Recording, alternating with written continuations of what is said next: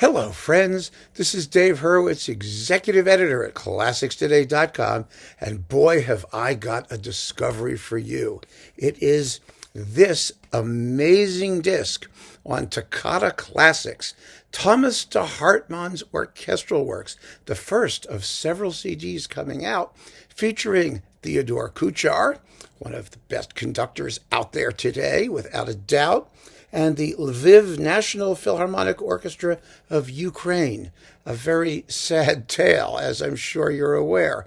Actually, I know from recent correspondence that Kuchar was in Ukraine and had to flee to Poland, from whence he eventually got to Helsinki, and he's okay. But God only knows what's going to happen to the orchestra, which is scheduled to have a U.S. tour in 2023. In fact, its Carnegie Hall dates were announced. I think it was for February 15th, 2023. I mean, we can only hope that everybody's going to be okay and that they can make the date. But, given the situation, everything is up in the air. Let's be focused on happier things, seriously. Thomas de Hartmann. Thomas de Hartmann is known, to the extent he's known at all, for his partnership with cult leader and general whack job, George Gurdjieff, who was one of those mystic types. And, whatever de Hartmann's feelings were about, religion and, the validity of the human soul and all the other stuff, he was a wonderful composer.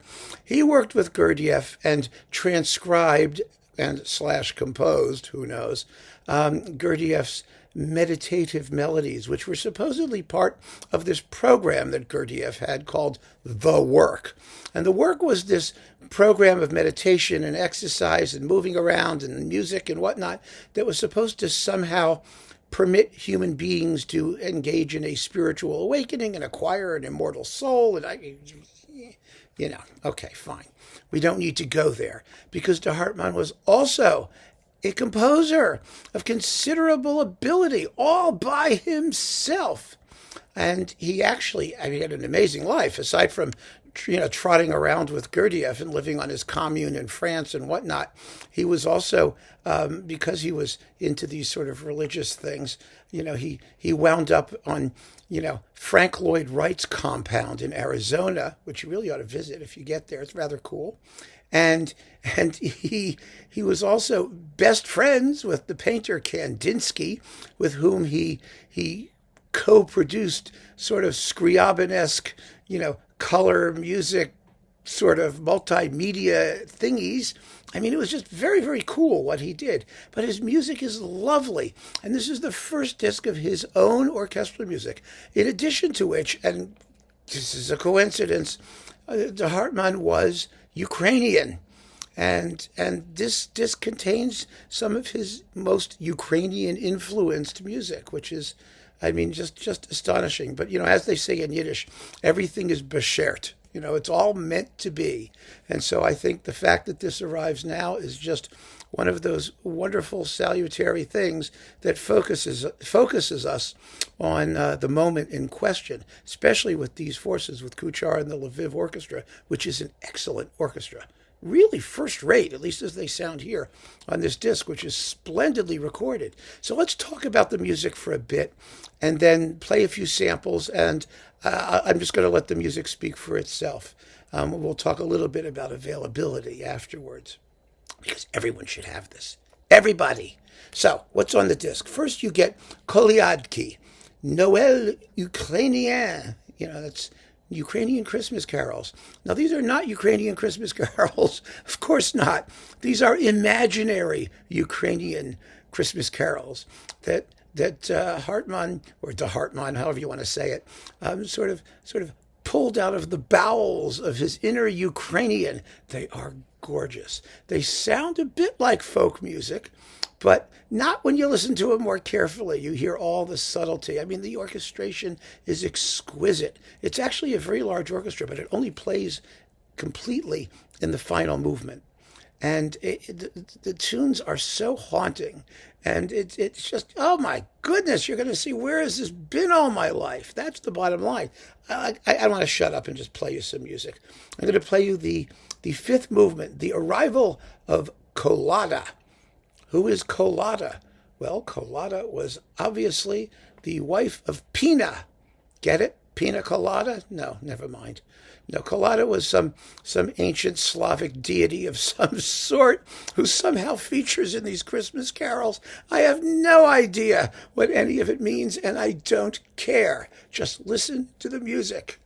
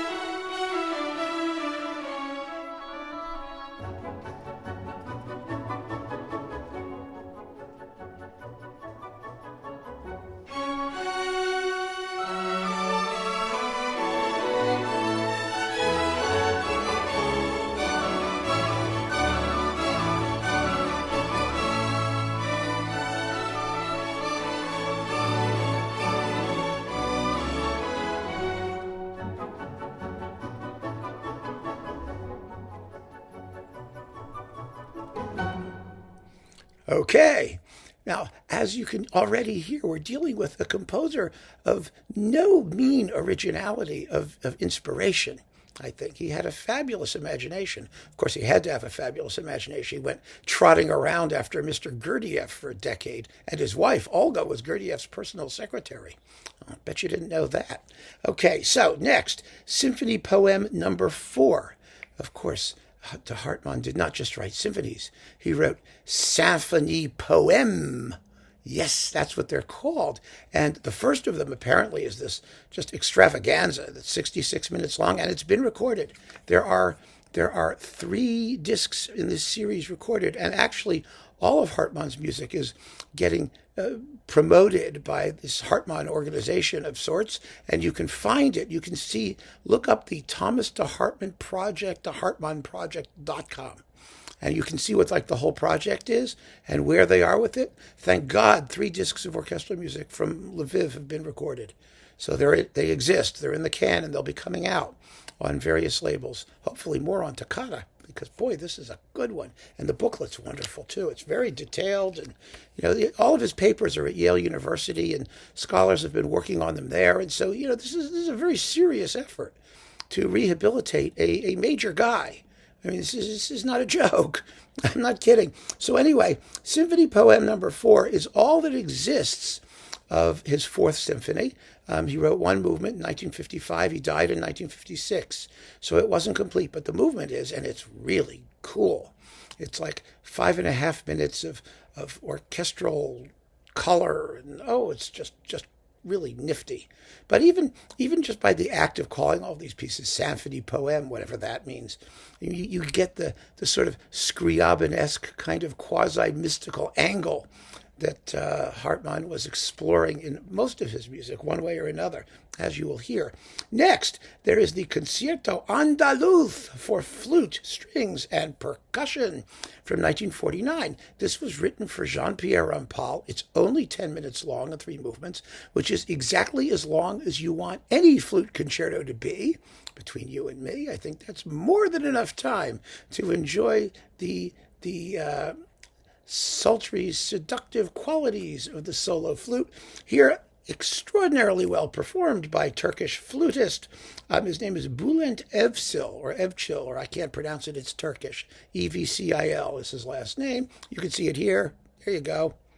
There he is. I would much rather let the letters speak for themselves than have me try to do it. But this is a Spanish-influenced thing. I love Spanish-influenced things. I mean, doesn't everybody? Here's a little bit of the finale, which is marked Cante e Juerga. Y Juerga. Oh, my goodness. And it's the Juerga part that really gets you. Listen to this.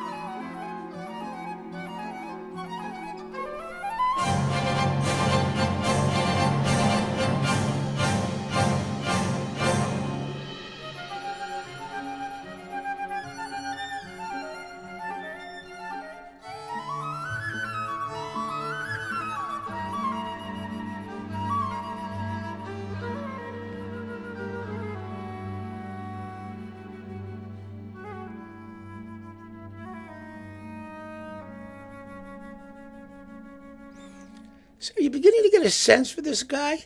Is the orchestration is incredible, colorful, sensitive, but the music does have that sort of spacey, quasi, I don't know how to describe it, kind of primal, maybe primal slash mystical, kind of, almost rite of springish in places. There's that, it's just wonderfully, wonderfully essential in some way. It's just really, really cool. And finally, the last thing, the big thing on the disc is this suite for large orchestra called Une Fête en Ukraine, the Ukrainian Festival. This is a ballet, theoretically, that takes place like during the reign of Catherine the Great, and she visits the Ukraine and everyone dances a lot. And it's technically sort of a Baroque dance suite because it's got like a saraband and a allemande and a courante and a gavotte and all that stuff. But it's got all this other stuff too. First of all, it's got a fabulous 7.5-minute overture. And then, I mean, how many Baroque dance suites do you hear that has something called incantation and dance of the shaman? I mean, shamans don't usually pop up in Baroque dance suites. And it goes to show you that Hartmann was working at a far more essential level, a primal level in his musical inspiration, even when he's doing this highly stylized stuff. And that's what makes his music, I think, so interesting, or some of it anyway. This is a wonderful piece. And I want to play you a little bit of the Dance of the Shaman. Oh, my goodness, this is fun.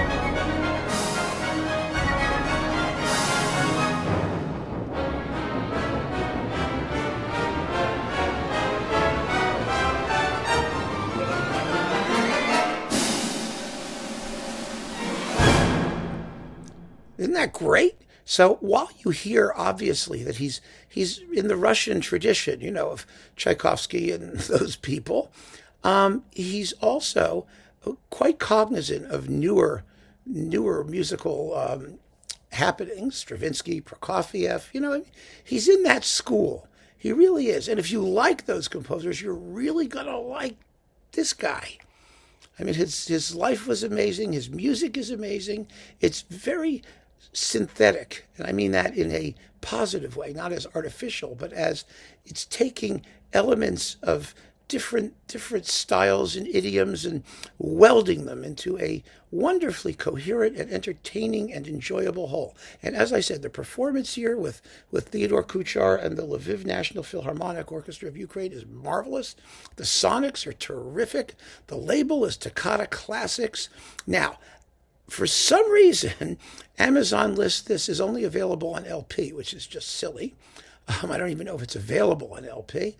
It's a CD. Here it is. There it is. See, it's a CD. I have it. I already wrote the review on ClassicsToday.com.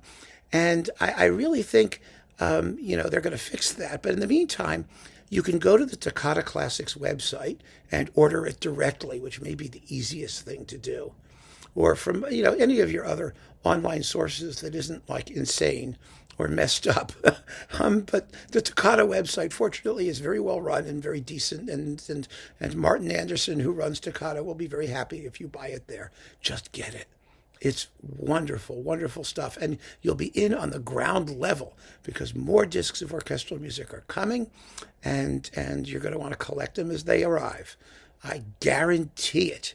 I really do. So keep on listening, folks. Thanks for joining me. Take care.